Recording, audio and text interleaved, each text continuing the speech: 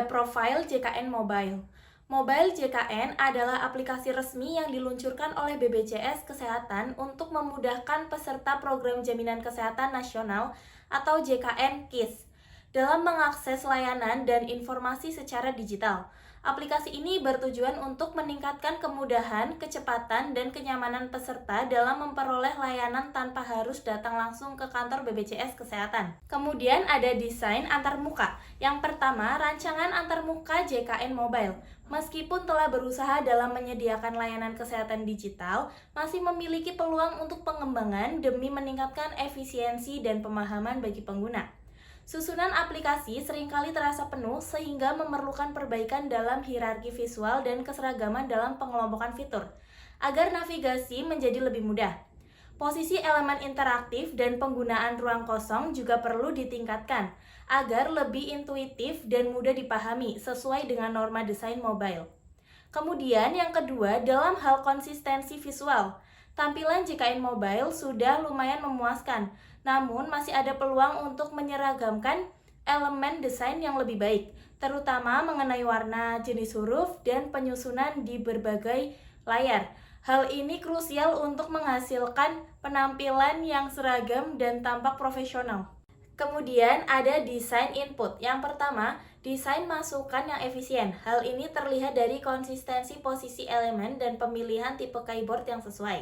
Efektivitas juga terjaga terkait adanya fitur auto completion dan drop down. Konsep minimalis diterapkan dengan hanya menampilkan kolom input yang penting, ditambah umpan balik yang jelas setelah pengguna melakukan input. Validasi dasar untuk menghindari kesalahan dan label yang jelas semakin membantu pengguna. Kemudian yang kedua, masih terdapat kesempatan untuk memperbaiki pengalaman pengguna. Konsistensi dan efisiensi dapat ditingkatkan dengan membuat label dan penempatan kolom menjadi seragam, serta membuat peralihan antar kolom lebih lancar. Untuk minimalisme, formulir yang panjang sebaiknya dipecah menjadi beberapa bagian atau menggunakan akordion untuk mengurangi beban kognitif. Terakhir, umpan balik real-time dan visualisasi perkembangan pada formulir yang memiliki beberapa langkah akan sangat berguna bagi pengguna. Selanjutnya, yang ketiga, penting juga untuk memperbaiki pencegahan terhadap kesalahan. Gunakan input tersembunyi untuk format data tertentu. Sediakan contoh format melalui placeholder atau teks panduan, dan berikan peringatan sebelumnya untuk data yang terdaftar. Untuk meningkatkan kejelasan, tambahan tooltip atau icon informasi pada istilah teknis. Terakhir, tingkatkan fitur salin tempel di beberapa kolom input untuk memberikan lebih banyak fleksibilitas. Dengan langkah-langkah ini, JKN Mobile akan beroperasi lebih lancar dan memiliki sedikit kesalahan. Selanjutnya, desain output. Pada desain output, terdapat output internal dan output eksternal. Output internal detail report terdapat, yaitu info program JKN. Sangat penting untuk memberikan pemahaman mendasar tentang program JKN.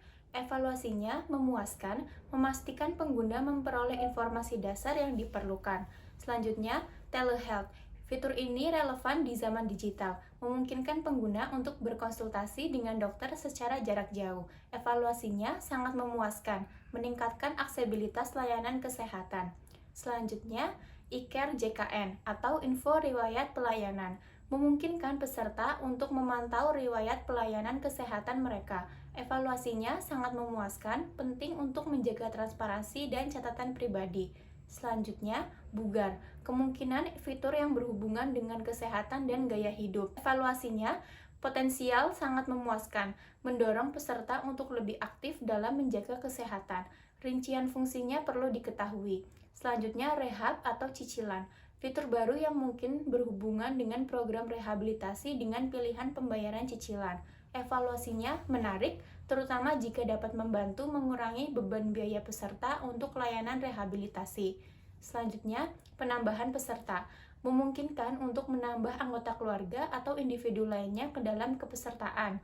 Evaluasinya sangat penting untuk memudahkan pengelolaan kepesertaan. Selanjutnya, info peserta, menyajikan detail mengenai data peserta. Evaluasinya sangat penting untuk verifikasi dan pengecekan informasi pribadi. Selanjutnya, pendaftaran pelayanan atau antrean memungkinkan untuk mendaftar antrean secara online. Evaluasinya sangat baik, membantu mengurangi waktu tunggu dan antrian fisik di tempat layanan kesehatan. Selanjutnya, output internal summary report. Pada gambar pertama, terdapat kartu peserta. Adanya ketidakkonsistenan terhadap posisi layout atau posisi yang berubah. Hal ini memungkinkan pengguna akan kesulitan untuk kembali ke beranda awal. Kemudian, pada gambar kedua, info peserta. Pada info peserta hanya menampilkan tanggal lahir dan vaskes saja, tidak menampilkan data lengkap seluruh peserta, sehingga untuk kelengkapan data pada aplikasi ini masih kurang. Desain output internal auto exception report. Pertama, pada riwayat pembayaran sudah tercatat dengan jelas sehingga tidak membingungkan pengguna yang kurang paham terhadap pembayaran ataupun pelupa karena sudah tercatat rapi sesuai dengan pembayarannya.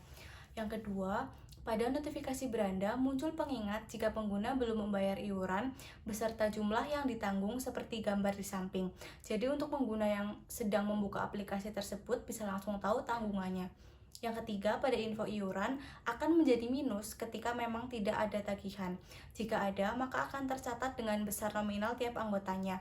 Tidak seperti gambar di atas, hanya menampilkan total biaya tanggungan seluruh keluarga. Kalkulator kesehatan. Fitur ini sangat bermanfaat untuk membantu Anda memantau kondisi kesehatan. Sangat penting agar hasil yang diberikan mudah dimengerti. Mungkin bisa menggunakan grafik yang sederhana dan selalu ingatkan bahwa ini hanya estimasi, bukan diagnosa dokter. Selain itu, berikan juga tips kesehatan yang sesuai. Selanjutnya, ubah PIN dan kata sandi.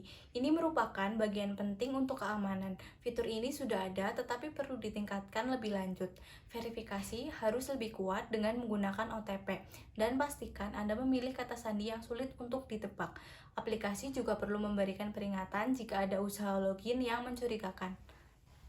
Selanjutnya, keamanan dan privasi. Ini sangat krusial agar Anda merasa aman. Aplikasi harus jelas mengenai data pribadi Anda, data apa saja yang dikumpulkan, tujuannya, dan cara menjaga kerahasiaannya, serta memberikan Anda kontrol penuh atas privasi. Tampilkan juga riwayat login dan berikan tips keamanan yang mudah.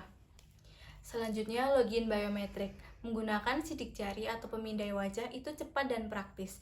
Ini adalah pilihan yang bagus, tetapi tetap harus ada opsi login dengan PIN atau kata sandi jika sistem biometrik mengalami masalah.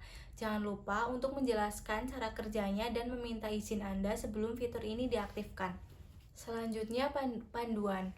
Fitur ini sangat membantu bagi yang merasa bingung. Desain harus mudah dicari, gunakan bahasa yang jelas, dan jika memungkinkan, sertakan gambar agar lebih mudah pemahaman.